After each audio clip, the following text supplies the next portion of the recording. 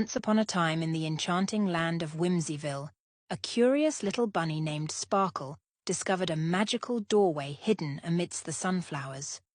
With a leap of courage, Sparkle hopped through the portal and found herself in a world of talking trees, playful clouds, and rainbow-colored butterflies.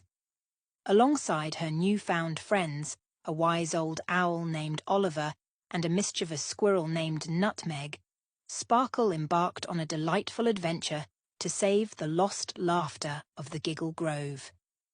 Facing challenges and learning the power of friendship, they danced through meadows, outsmarted the Tickle Monster, and ultimately restored joy to Whimsyville.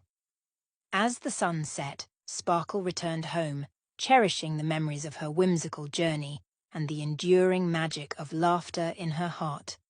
And so, in the glow of moonlight, the tale of Sparkle and her friends became a cherished bedtime story for generations to come.